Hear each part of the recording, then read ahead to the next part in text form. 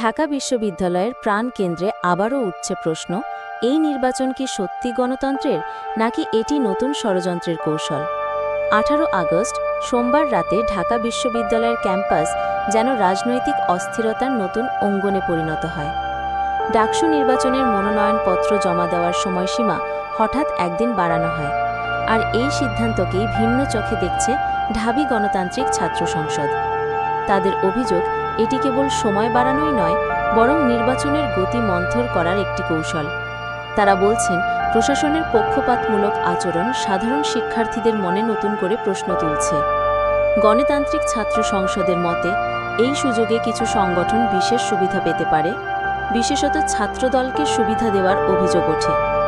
তারা হুঁশিয়ারি দিয়ে বললেন, যদি ছাত্রলীগ বা অন্য কোনো দল ক্যাম্পাস দখলের চেষ্টা চালায়, তবে সাধারণ শিক্ষার্থীদের সঙ্গে নিয়ে তা প্রতিহত করা হবে।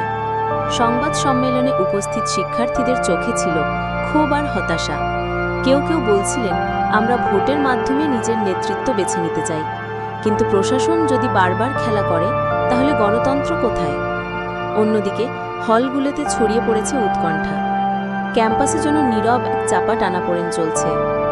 হাঁটতে হাঁটতে শিক্ষার্থীদের কণ্ঠে শোনা যাচ্ছে অনিশ্চয়তার সুর।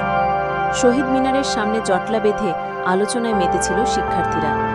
টুকটাক কান্না, ক্ষোভ আর প্রতিবাদের শব্দ মিলেমিশে এক অস্থির পরিবেশ তৈরি করেছে।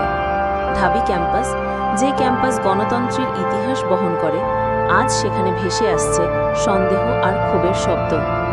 একটি বিষয় স্পষ্ট, গণতন্ত্র মানে কেবল ভোট নয়, গণতন্ত্র মানে বিশ্বাস, আর সেই বিশ্বাস ভেঙে গেলে সবচেয়ে বড় ক্ষতি হয় সাধারণ শিক্ষার্থীদের। আমাদের শিক্ষা, নির্বাচন যেন হয় স্বচ্ছ, নিরপেক্ষ আর শিক্ষার্থীদের সত্যিকারের কণ্ঠস্বর প্রতিফলিত করে।